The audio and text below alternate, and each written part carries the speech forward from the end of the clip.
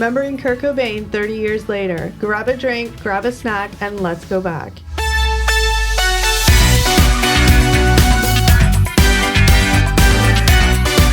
Before we get into this discussion, we just do want to give a big trigger warning that we will be talking about very sensitive and potentially upsetting things. So please, if this is not something for you, turn it off and come back for our next episode. So today we are going to go way back, given that it is pretty close to, if not already on the date when this airs, to the 30th anniversary of Kurt Cobain's death.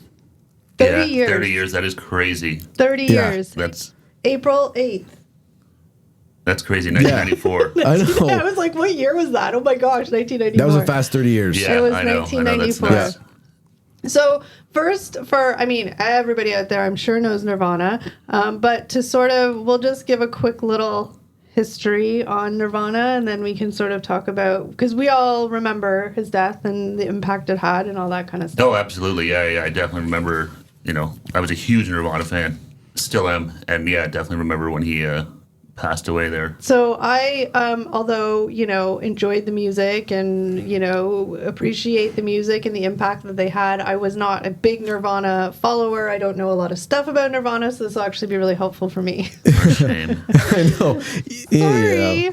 I mean, even if you weren't like a big music fan, like you couldn't ignore the impact they had, right? No, Yeah. they They changed the music yeah. landscape like entirely. Right. But Yeah. let's just go way back and sort of deep dive into Nirvana and Kurt Cobain's death 30 years ago. Yeah, let's do it. Okay, yeah, Ready? go for it. Here we go, guys. I got Swig notes. of my caffeine here. I Thanks, got Timmy's. I Not got sponsored. Tim Yeah. Hortons. Okay.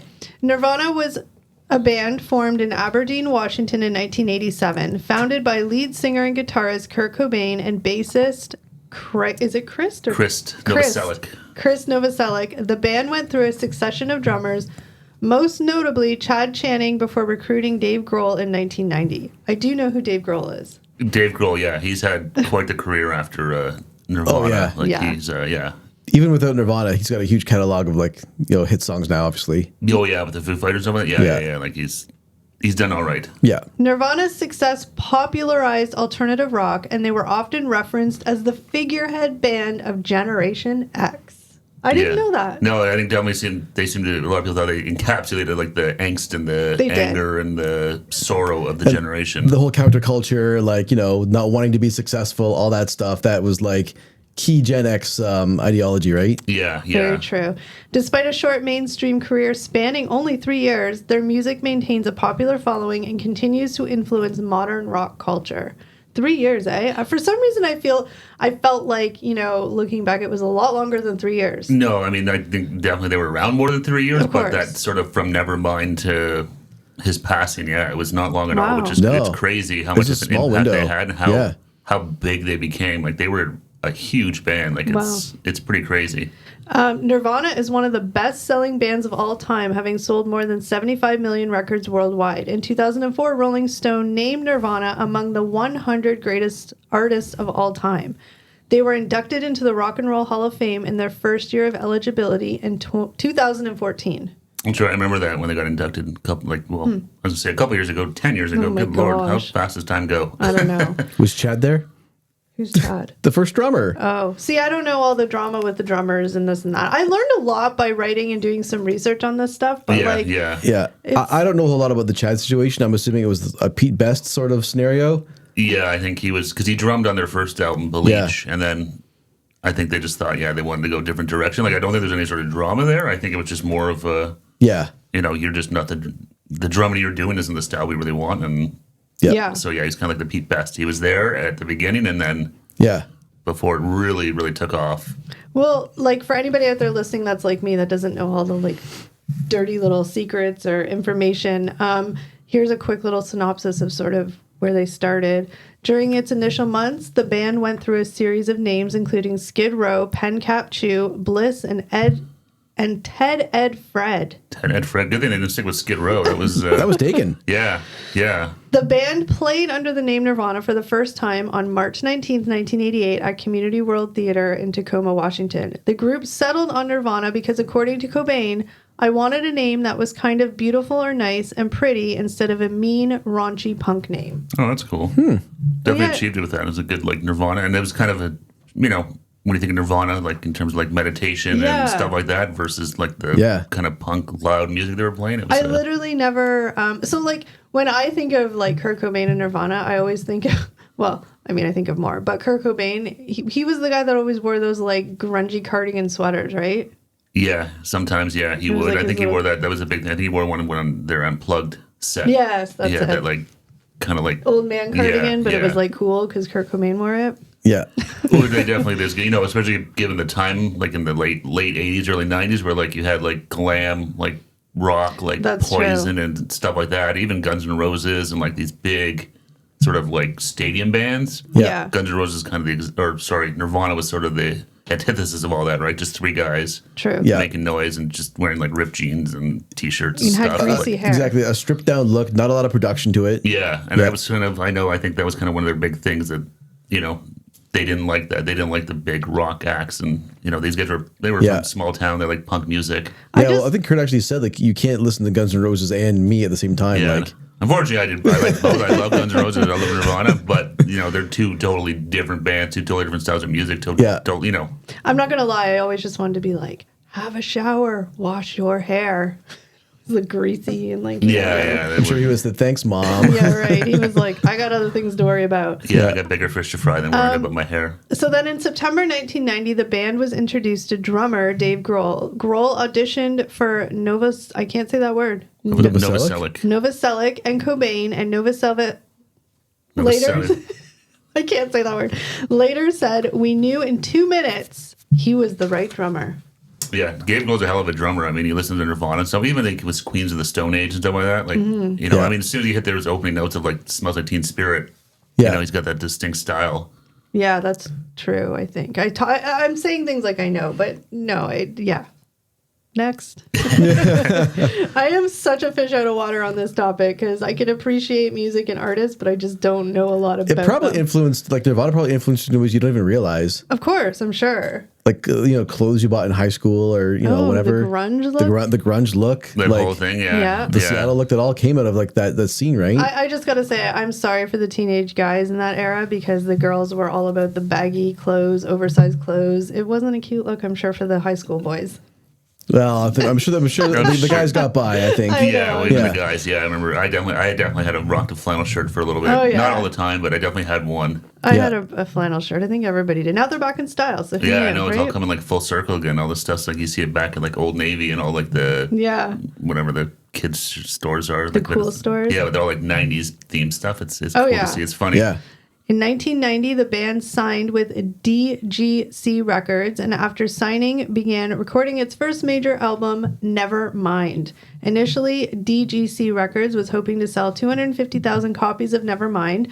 However, the first single, Smells Like Teen Spirit, quickly gained momentum, boosted by major airplay of the music video on MTV. Oh yeah, that song was massive. I definitely remember when that came out and like hearing it for the first time and stuff like that. I mean, like, what the hell is this? It's funny because I know the song, but I can't think of how the song goes in my head. Because it was weird. It was a heavy song, like the sound of it, but different than like what was heavy at the time. It wasn't like the same as Metallica or like hard rock acts that were already out there. No, definitely. Yeah, this is more like a punk. You know, just a couple of chords. Can you guys sing it a little so I remember? No. Oh. We don't want to do that for everybody. If you don't know what Teen Spirit smells like, and then But I definitely remember. Like I remember being in grade. I don't remember if it was grade 7 or grade 8 now, but I remember like that album coming out. And like listening to it. I always remember because it was my buddy's birthday, and my friend bought him Nevermind for his birthday, and I remember my buddy kept buying. What'd you give me for my birthday? He's like, Nevermind. I was like, no, seriously, what'd you get? He's like, Nevermind.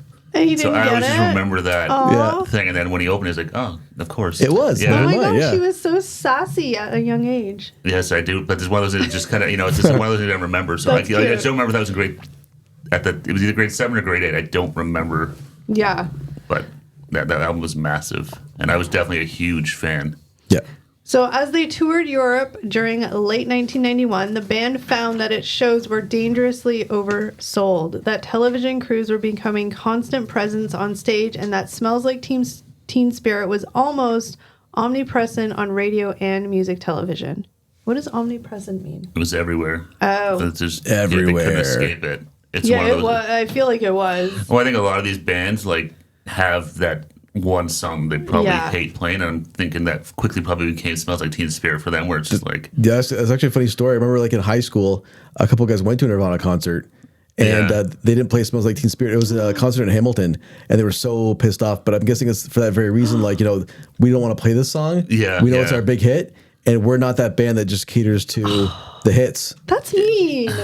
But That's It's tough too, especially when it's your first album, like your first records. Yeah. Like you don't have a whole huge catalog to kind of dig. You get some of these bands like the. Well, this I mean, at that point in time, In Utero was out, so they had two albums to go to play so off they had of. some more stuff, Yeah. But Even still, it's That's the fans. They want. But a lot teen of bands spirit. do that. You see like people complain about that, or some people like it's hard because then you play the same song over and over again. It kind of gets old. But look, I mean, just totally off topic for 5 seconds. It happened to Eric at a concert.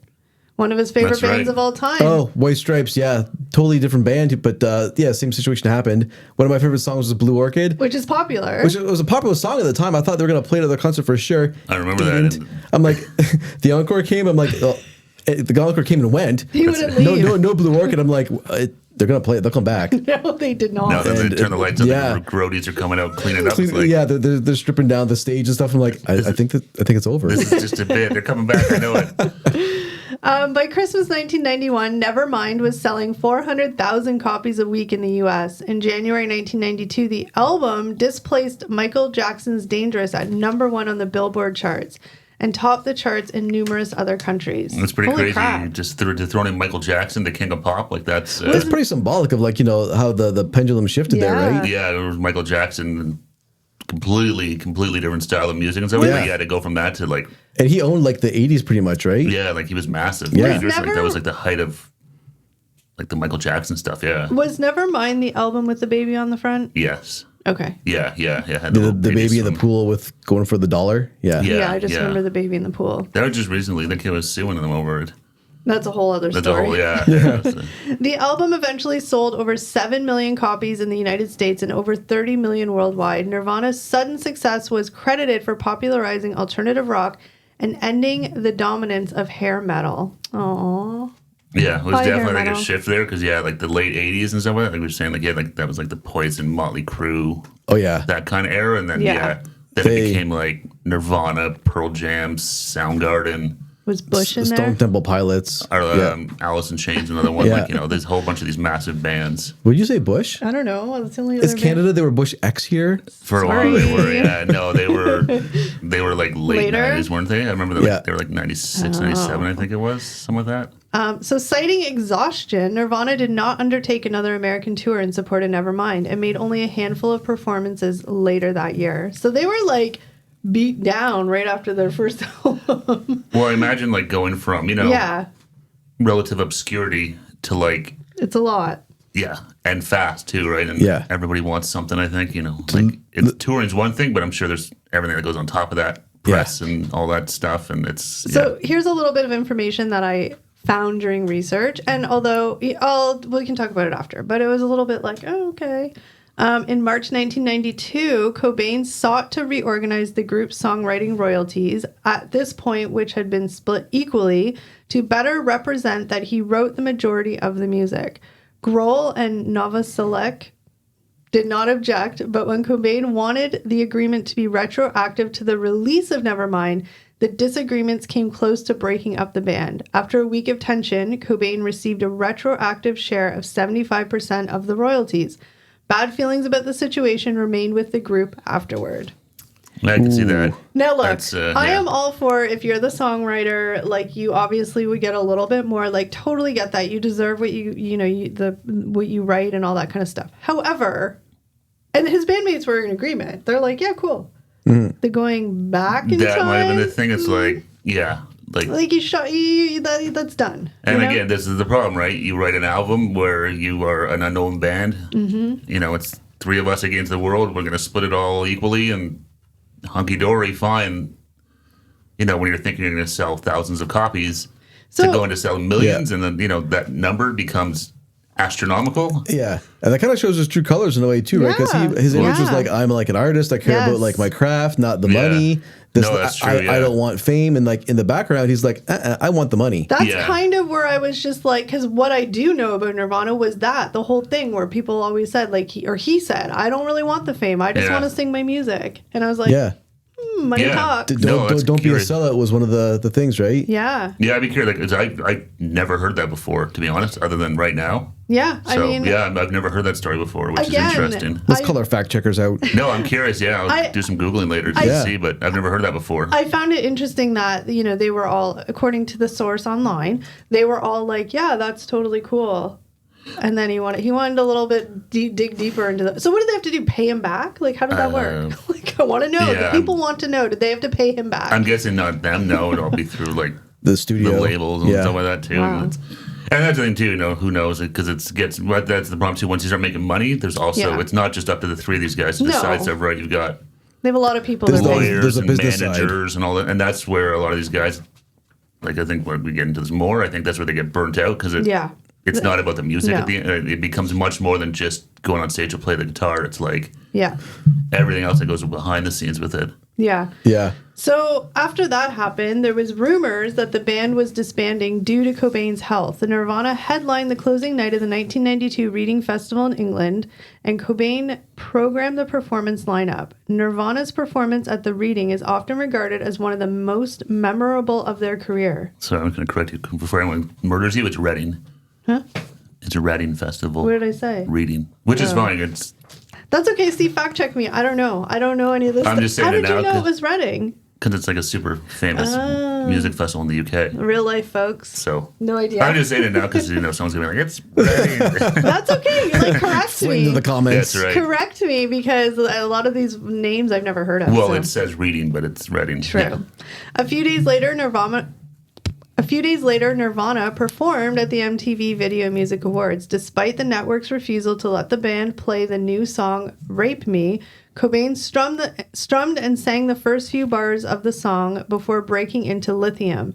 The band received awards for the Best Alternative Video and Best New Artist categories. Ooh, he was sassy. Yeah. I wonder if that's... Don't tell me what to do. I wonder if that's the MTV Awards where they got into it with Guns N' Roses. I don't know. I mean, probably. Oh, they were shooting like Hey Axel and stuff like that? Yeah. I wonder if that must... I'm guessing that must be it. Yeah. I don't know. Maybe we'll get into it later. But yeah, there was a whole thing with those guys that... I mean, one thing I've learned by doing this research is that this is such the bare minimum of information. Like, there is so much information that we could talk for 5 hours, I'm sure. So, we can really get into the nitty gritty of stuff. Yeah, this is more, we're definitely doing like a overview a type high thing. level. Yeah. In 1993, Nirvana released In Utero, which topped the American and British album charts. In Utero went on to sell more than 5 million copies in the United States. That October, Nirvana embarked on its first tour of the United States in 2 years. They took a little break. Yeah. No, I remember that. It kind of disappeared. Well, they had, and we didn't even mention it, did we? Incesticide. There was an album that came out in between those. Yeah, there was a lot of information. But Incesticide was more like covers and stuff like that. But I don't know if they really did toured it at all. But there was definitely, that was, after Nevermind was Incesticide, and then In Utero was like their next like studio full album. big album. Yeah, I was just kind of sticking to the... Yeah, no, that's fine. Stuff. That's fine. But yeah, In Utero was huge. That was another one that, like, you could definitely tell because you see, like, obviously the quality of the videos is way different. Yeah. Like, they obviously had money, saying they had money to spend now to, produce this thing and make the videos and all that stuff. Yeah, it wasn't them jumping in like a high school gym anymore. No. Remember they had like the weird old guy on the cross and like the crows. I remember. That was off of Heart Shaped Box. Yeah. I Like it was remember quite the that. elaborate video. Yep. They actually had budget now. It's like, oh, you're a hot commodity. We'll spend money on you now. In November of 1993, Nirvana recorded a performance for the television program MTV Unplugged. Augmented by smear and cellist Laurie Goldston, they broke convention for the show by choosing not to play their best-known songs. Instead, they performed several covers and invited Chris and Kurt Kirkwood of the Meat Puppets to join them for renditions of 3 Meat Puppet songs. Who are the Meat Puppets? The Meat Puppets are a band. Yeah, you've never heard of them before? Such a weird name. But that was... I loved the MTV Unplugged stuff. There were some really good albums that came out of that thing, but the Nirvana's was by far... Like that thing was huge. That album Was that where they had the CD of it too? Because I had that CD. Yeah. I think like everybody had that CD I think back most then. of them they put out. 'Cause I remember, well, the big one I remember, the first one I kind of remember was Eric Clapton's. Yeah. Doing Tears in Heaven. Yeah. That was kind of the first. I don't know if that was the first Unplugged, but that's definitely the first one I remember. That was one of the first ones to like really hit big. I think. Yeah, that was the first one I remember. But like most bands back then, like you can see, there's ones of like Pearl Jam and Rod Stewart. Pilots, all these kind of all these guys did it. But Nirvana was good. My mom really liked the Nirvana Unplugged CD. She used to listen to it all the time. That's crazy. Your mom was hip. Yeah, I guess. Yeah, it was good. I just always thought it was cool and kind of crazy that they didn't do it like they did some of their bigger songs, like they did All Apologies, About a Girl. I can't remember off the top of my head, but they did a couple. But they did like a David Bowie song. They did like Meat Puppets. They did a Ledbetter song, that one at the end. That's really crazy. All these songs now, I forgot they sang like All Apologies and stuff. I loved that song. That was a really good song. Yeah, I really like that song. They almost broke into Sweet Home Alabama. It was like a joke though. Like when they're warming up, he's like, bro, they're like making fun of Leonard Skinner. Yes. Yeah. I remember watching it too. Like, yeah, it was you huge. can actually buy it on. I think I don't know if I had it. I definitely had a Nirvana VHS. DVD. They had the one came out, was like Live Tonight, sold out. It was like concert footage and stuff like that. So that was sort of a really, really, really brief synopsis of them from when they started to when they kind of were at their peak of their fame and all that kind of stuff. Now we get kind of into the like dark side, I guess. I mean, all the with fame comes yeah. other issues. Yeah. So in early 1994, Nirvana embarked on a European tour. Their final concert took place in Munich on March 1st. In Rome, on the morning of March 4th, Kurt Cobain's wife, Courtney Love, found Cobain unconscious in their hotel room, and he was rushed to the hospital. Cobain had reacted to a combination of prescribed Rohypnol and alcohol. The rest of the tour was canceled. So we're going to talk about Kurt Cobain and his wife and how they met and all that stuff, but I just thought that was like... Well, because I know like following Nirvana, so the whole Rome incident was kind of the beginning of the end. Yes, this exactly. is like, after this, it's... Exactly. It's kind of like, he's on a watch. This is like, Not good. No. Sadly, I think we obviously know how it all ended, but that Rome incident was kind of the tipping point for all those addictions and everything to... Kind of going backwards a little bit again, like anything, there are differing accounts of exactly when and how Kurt Cobain first met Courtney Love. I don't know if you guys have heard of any. I mean, I don't know if it was a big story about how they met, whatever. Yeah, but I'm not here sure. are some of the whatevers. In 1993, the authorized biography of Nirvana cites a January 21st, 1989 gig in Portland where Nirvana played as support, while the Charles R. Cross 2001 Cobain biography has Love and Cobain meeting at the same nightclub venue in Portland, but a different Nirvana show. Oh my gosh. So they're saying the same location, just different. Okay. But different bands. Why is it such a thing? But I guess because of the history and how it ended, all this stuff is interesting to people, right? People, looking for any inconsistencies to be like, oh wait. That's not right. That's not right. Is that the problem? Where did it start? What happened there? Whatever. So Love made advances soon after they met, but Cobain was evasive. I feel like that's very on brand for him to be evasive. He definitely, just reading about him, it sounds like he was pretty introverted and stuff like that, and she seems very outgoing, so... Kurt played hard to get. Yeah. He doesn't seem like he was much of a ladies' man, I don't think. No. Early in their interactions, Cobain broke off dates and ignored Love's advances because he was unaware if he wanted a relationship. Cobain noted, "I was determined to be a bachelor for a few months, but I knew that I liked Courtney so much right away that it was a really hard struggle to stay away from her for so many months." Oh, there you go, yeah.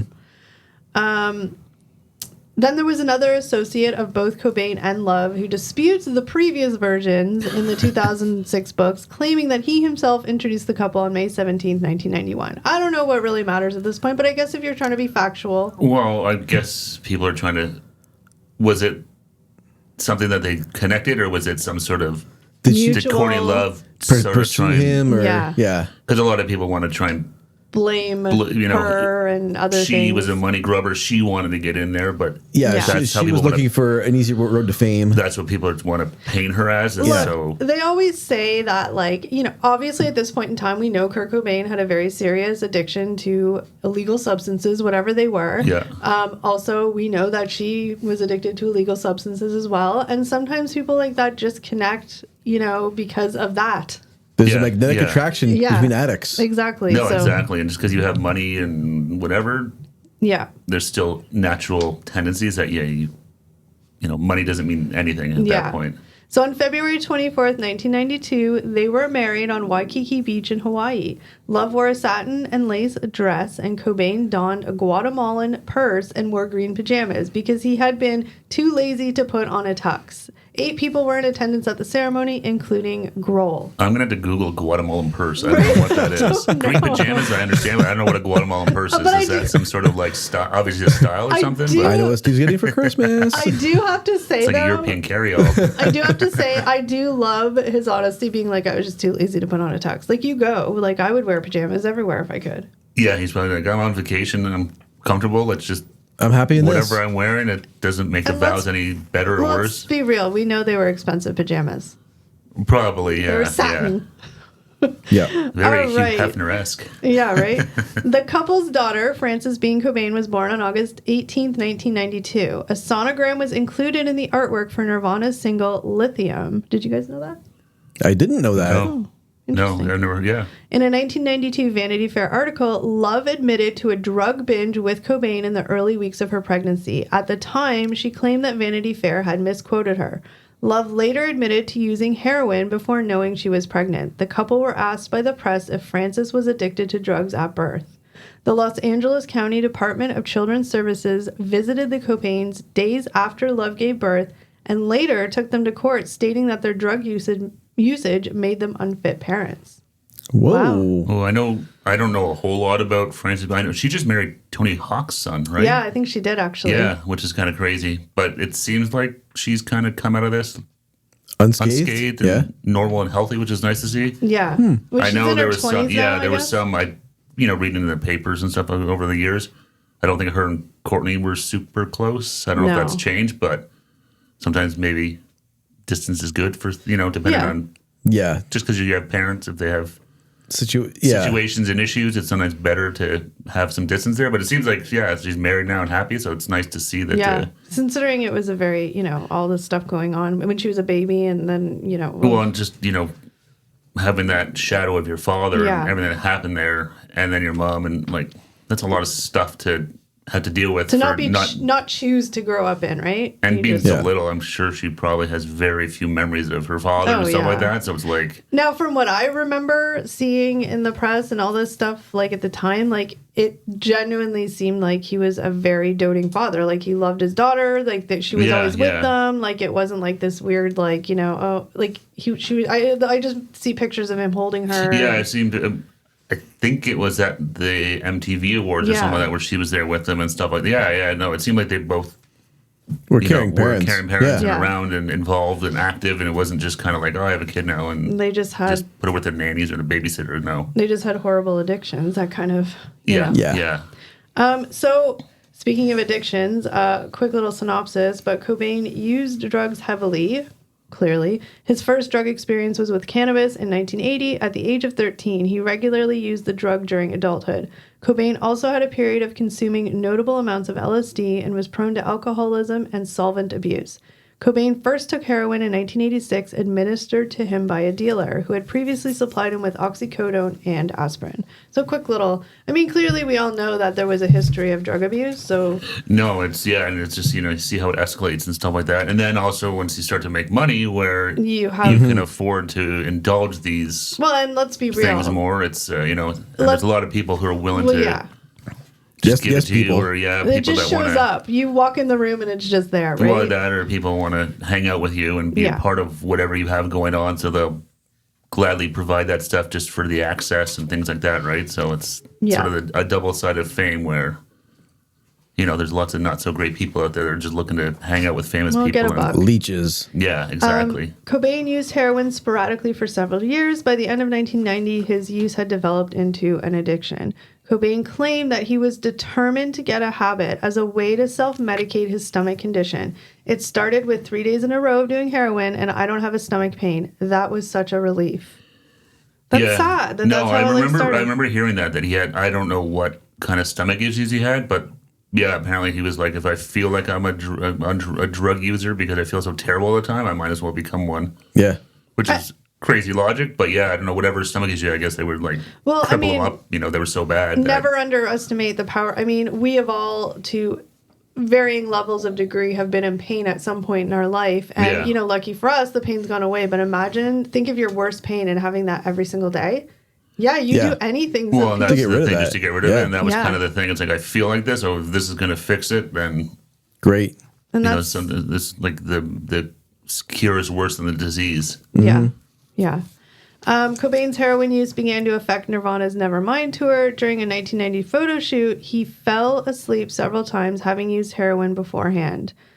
Cobain told his biographer, "They're not going to be able to tell me to stop, so I really don't care. Obviously, to them, it was like practicing witchcraft or something. They didn't know anything about it, so they thought that at any second I was going to die." So, I mean, he just was kind of like, it is what it is. Like, just leave me alone.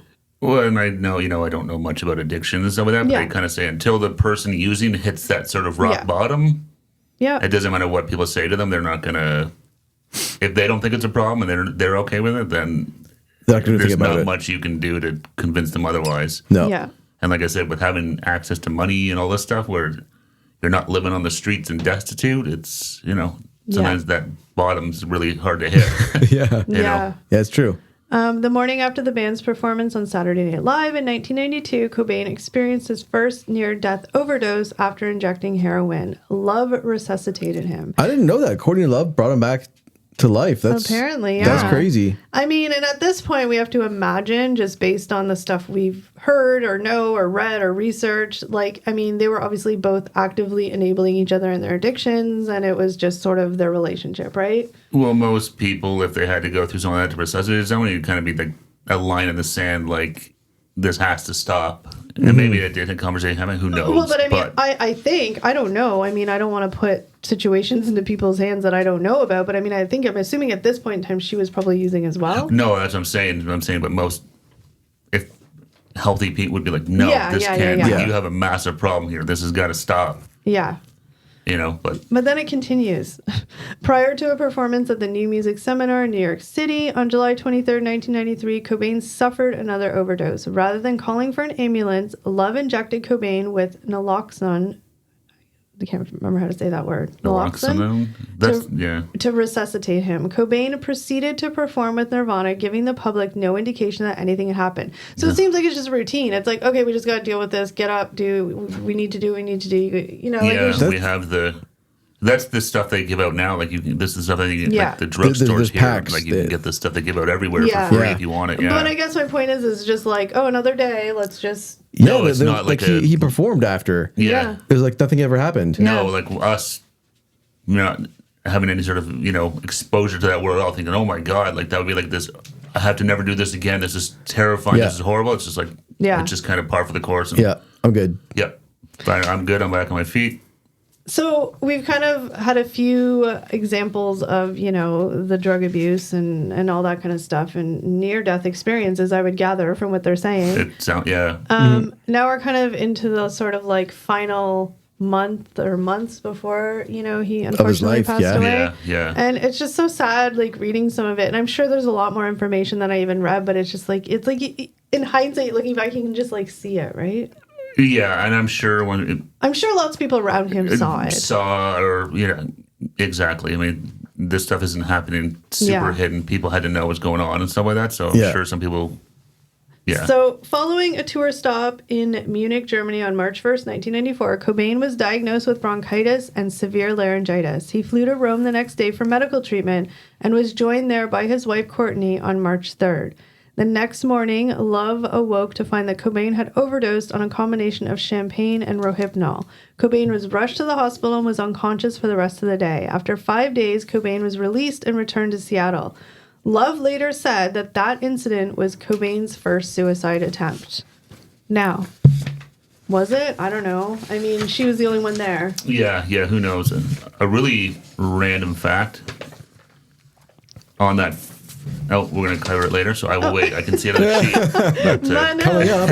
I don't spoil it, yeah. On March 18, 1994, Love phoned the Seattle police informing them that Cobain was suicidal and had locked himself in a room with a gun. Police arrived and confiscated several guns and a bottle of pills from Cobain, who insisted that he was not suicidal and had locked himself in the room to hide from Love. So right here we have his wife, who is saying publicly, like, he's attempted suicide. This is the second time. She's calling the police, saying he's attempted suicide. And he's saying, no, I'm just trying to get away from her. Yeah, and the police are just like... Well, they don't know. It's a domestic, what do we right? do here? Yeah, this, you're okay. So this kind of, like, leads into the whole, like, conspiracies around his death, right? Like, it's just, there's a lot. Yeah. Nobody really knows, obviously, what happens between the two of them, just the two of them, right? No one knows that. Yeah, behind closed doors, private conversations, there's people that obviously will speculate and continue to speculate, but yet no one really knows what happened. So Love arranged an intervention regarding Cobain's drug use on March 25th, 1994. The 10 people involved included musician friends, record company executives, and one of Cobain's closest friends, Dylan. Cobain reacted with anger, insulting and heaping scorn on the participants, and locked himself in the upstairs bathroom. However, by the end of the day, Cobain agreed to undergo a detox program, and he entered a residential facility in Los Angeles for a few days on March 30th, 1994. This just makes me even sadder because it's like, whether he was ready or not, but he was like kind of at least taking those first steps, right? Like, making some attempts to get on the right track. And obviously, them performing an intervention, obviously it's like, okay, we need to all the people help were like, him here and stuff like that. And obviously, I think most addicts, I remember that show Intervention. They're not like, okay, most of them don't go in interventions being like, some do, but most are like, you guys are crazy, I don't need this. And then eventually sort of come to, okay, yes, I need some help here. I was just thinking of the auto-tune intervention, sorry. Yeah. That's right, the guy crying. Yeah, the guy crying. So the following night, Cobain left the facility and flew to Seattle. So he only lasted a night. But on the flight, he sat near Duff McKagan of Guns N' Roses. Despite Cobain's animosity towards Guns N' Roses, Cobain seemed happy to see McKagan. McKagan later said that he knew from all of my instincts that something was wrong. Most of Cobain's friends and family were unaware of his whereabouts. On April 7th, amid rumors of Nirvana breaking up, the band pulled out of the 1994 Lollapalooza festival. That's what I was getting. We had the wrong flight, but I remember hearing that him and Duff McKagan shared a flight home. Mm-hmm. Which is, because, they didn't like each other. Well, the two There's a rivalry there. Did not get along. Yeah, they had some... Isn't they that were both weird? The exact opposite of each other and sort of... Isn't that a weird universal thing? I don't know. That's weird. The one person that you kind of, well, that's because they were like, if you watch the Don't Cry video for Guns N' Roses, Axl Rose has a Nirvana hat in it because he was actually a huge Nirvana fan and wanted them to open for him on the Use Illusion tour. That would have been a weird... But they didn't want, so it ended up Soundgarden did it. But yeah, so like they were, I don't know if they all were, but definitely Axl Rose was like a big Nirvana fan.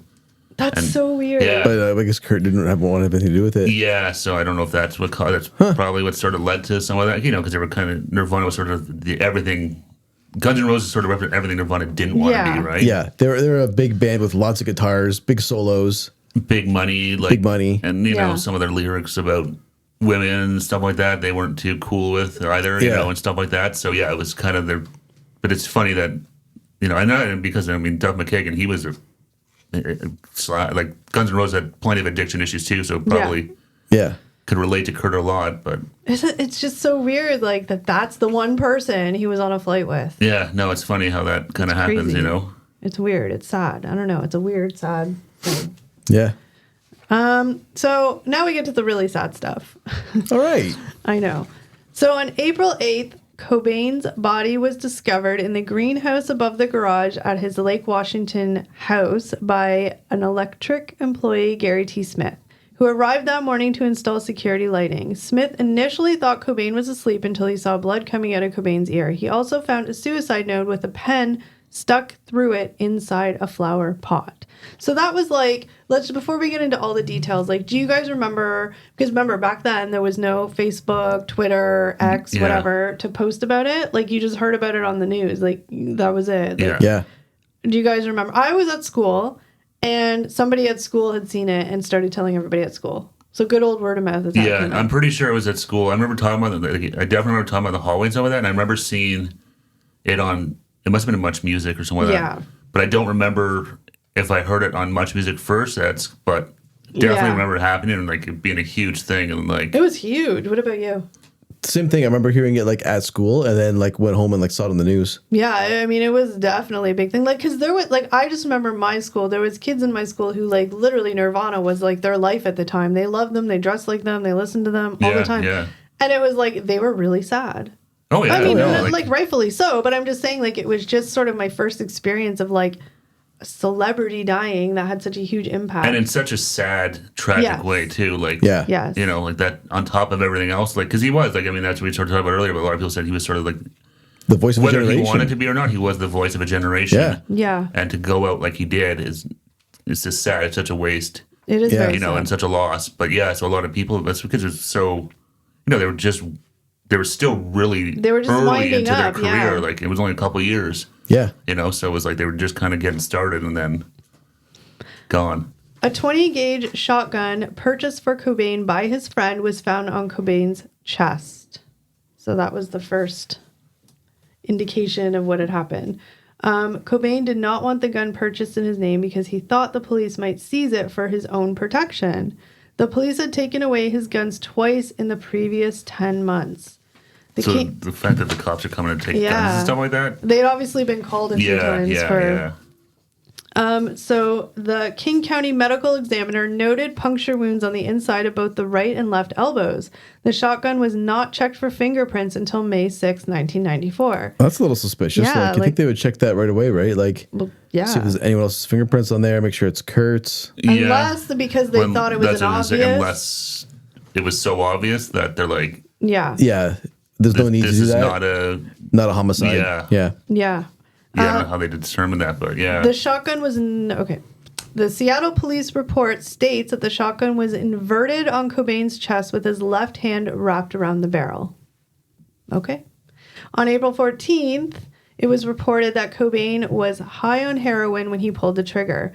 The paper reported that the toxicological test determined that the level of morphine in Cobain's bloodstream was 1.52 milligrams per liter and that there was evidence of Valium in his blood.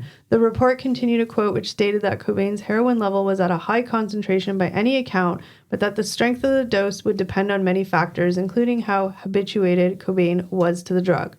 So basically saying there's a lot in there, but if you're a heavy user of drugs, then it may not affect you as much as it might someone who's... It might have not been a lethal dose, basically. Sort of based on your usage. It's, Yeah.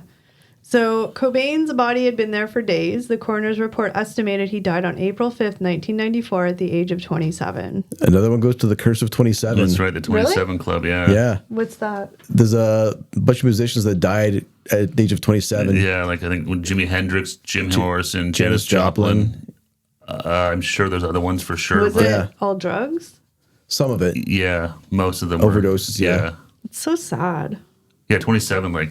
Oh my gosh, think of when you were 27. Like, that's so sad. You're just really getting into, like, you know, your life at that point. Yeah, like you're finally, you're out of work, school, you're kind of into the adulthood. Yeah.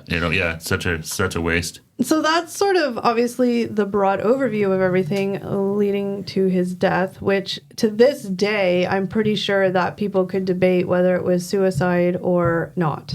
There's documentaries on it. So I think it's, there's lots because of stuff like we said about like the fingerprints, this and that, the way the gun was or wasn't, the amount of drugs in the system. There's all sorts of theories, thoughts, conspiracies about what happened in that room. Inconsistencies, like it's crazy. 10 years later, the police developed 4 rolls of film that had not been left in an evidence vault. No reason was provided why the rolls of film were not developed earlier.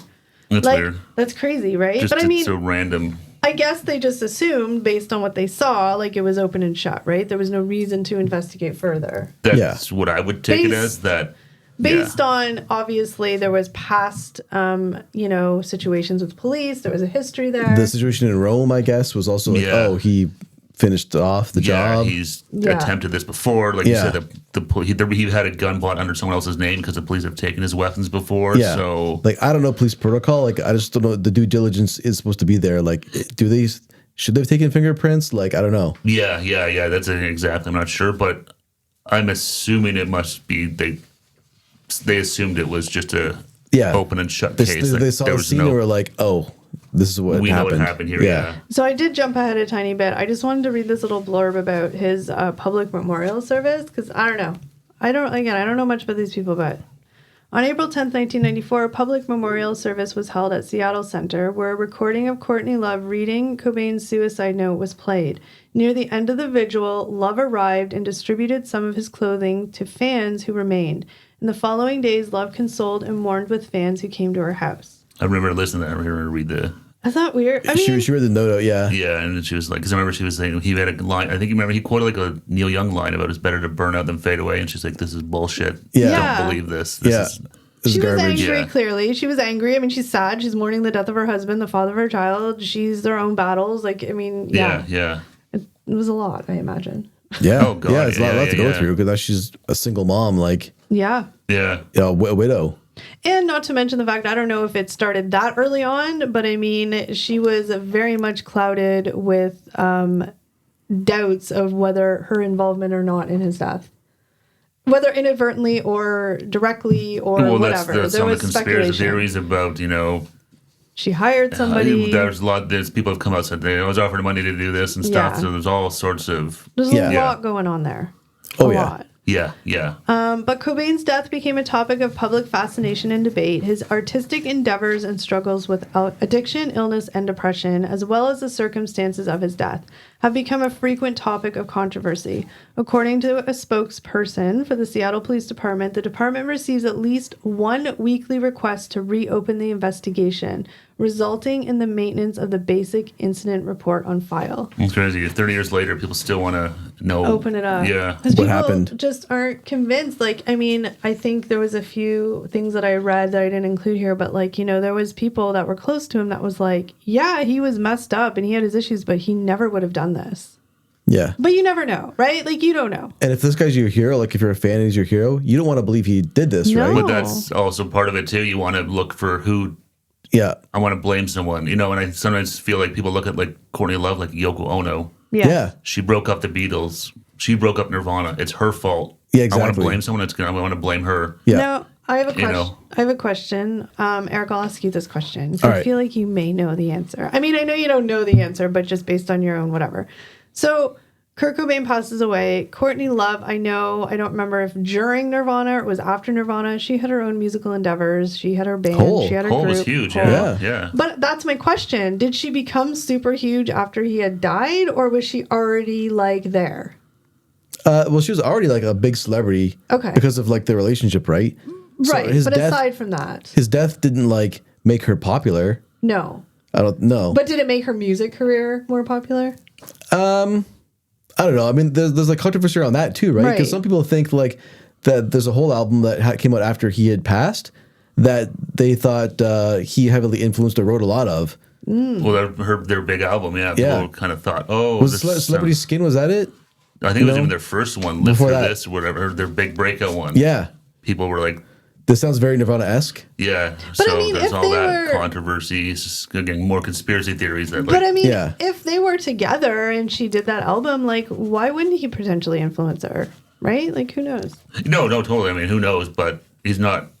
As far as I know, he was never credited with anything on it. But so people just, again, want to say she didn't do this. It was him. Yeah. I mean, like, the weird thing is, like, that aside, she was talented. Yeah, I mean, she's a talented lead singer. She was in a movie too. She was really good in it. What was that? People versus Larry Flint. Yeah, exactly. She was good in that movie. Like, she's a talented performer and actress. So like, if she had no talent, right, she wouldn't have made it as far as she did. Right, and she was also in that movie. Was she in that movie with Woody Harrelson? Yeah, The People versus Oh, Larry is that Flint. that movie? Yeah. Oh, Yeah. okay. But I remember her being in movies and stuff like that. Like Yeah. she was whatever. So I was just curious, like, because again, I don't know. So the whole Yeah, no, she was definitely talented in her own right. And that's where her and, if you want to make the comparisons to Yoko, Yoko, not so talented when it comes to performing. Definitely a different style. Yeah, go watch Yoko Ono performing with John Lennon and Chuck Berry. It's a good laugh. Yeah. So really quickly, to sort of sum it up at the end, I did mention quickly about how they had developed 4 rolls of film that had been left in the evidence vault, yada, yada, yada. But I'm just reading this here. They were instructed to look at the film because it's a 20 years later and it's a high media case. It says, just reading my notes, the death remains a suicide and that the images would not be released publicly. The photos in question were later released one by one weeks before the 20th anniversary of Cobain's death. One photo shows Cobain's arm still wearing the hospital bracelet from the drug rehab facility he had left just a few days prior to returning to Seattle. Another photo shows Cobain's foot resting next to a bag of shotgun shells, one of which was used in his death. I think, there's just always I know there's documentaries, there's always just going to be questions. No, and I think a lot of it is I think a lot of people don't want to believe that That's the thing. a young guy at that age with that success, Everything going for them, essentially. Would do that. Yeah. It's easier to think there's yeah. a boogeyman out there, whether it's Courtney Love or some hitman or whatever, but it's easier to think that than Sometimes, this guy was especially because how it happened too, like with a shotgun. Like if it was a drug overdose, I think there'd be less questions. Yeah. They'd be like, oh, you know what? This was a close call a bunch of times, and this actually happened. Yeah. But the fact that there was a shotgun and obviously, it was very deliberate. Deliberate. Yeah. I mean, we could probably, maybe we should, we could probably do a whole episode just on Oh yeah, the details of all that stuff. Because there's a whole lot of conspiracies there. There's documentaries about I would love to deep dive into that. Maybe watch some of the movies and sort of. I love that kind of stuff. Like you like true crime stuff. So. I've watched a few documentaries. There's a lot of rabbit holes to go down there. So that could be like a whole other topic just to talk about that. Yeah, for sure. I mean, there's so much, and I learned so much just by this few pages that I read. Yeah. The information you guys told me, but I think the overwhelming sentiment is just. Either way, it's has an extra layer of sadness that he died the way he did by his own hands. Presume, what the facts are, his own hands, makes it even sadder. But just the fact that, somebody so young and talented who had so much, he just had a baby. Yeah. Oh, yeah. I know. It's such a waste. It's sad, and people, those demons are just too strong, and you can't. No, and that's and But I just want to end, unless you guys have anything else you want to add to this sort of topic or things that you've heard or anything like that? No, go for it. What are you saying? Go for it, yeah, I just wanted to end this episode with two quotes that I found from one was his Dave Grohl, and one was his foster father, and I just thought it just summed it up. Very sad, but yeah. So Dave Grohl believed that he knew Cobain would die at an early age, saying that sometimes you just can't save someone from themselves. And in some ways, you kind of prepare yourself emotionally for that to be a reality. That's sad. Yeah. Yeah. It's you just know, I know he's in trouble. I know it's not going to end well. Well, I think that's like we were sort of saying, that people around him knew that he was not in a good space. Bit of trivia, that Foo Fighters song, My Hero, that was Dave Grohl's song for Kurt Cobain. Oh, really? I didn't know that. Yeah. That's so sad. Yeah, no, sad. it's, yeah. And then Dave Reed, who for a short time had been Cobain's foster father, said that he had the desperation, not the courage to be himself. Once you do that, you can't go wrong because you can't make any mistakes when people love you for being yourself. But for Kurt, it didn't matter that other people loved him. He simply didn't love himself enough. I think that just sort of sums it up. Yeah. Yeah. Yeah. Just, It's sad. It's just really sad. He was a sad guy, and yeah.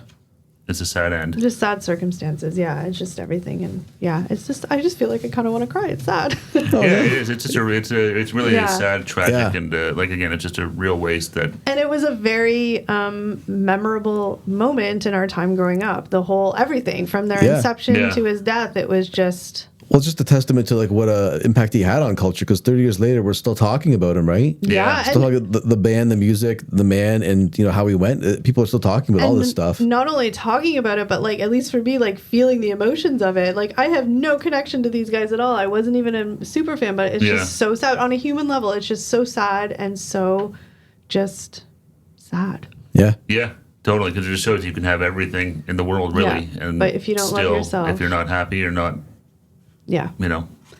Okay, but before we wrap up this episode, first we just want to say thank you to everybody who's tuned in. We also want to say to anybody out there who's listening or watching and is struggling with any addiction or any of these issues, please reach out to somebody. You know, there's phone numbers. We can even put a phone number up here for you guys. Reach out, get some help. There are people. You are worth it. I'm going to get teary-eyed. You're worth it. You're not alone. Yes. There's someone there to help you. There's help out there. Absolutely. But with that being said, we thank you guys so much, and we'll see you in the next one. Take care, guys. everybody. Bye.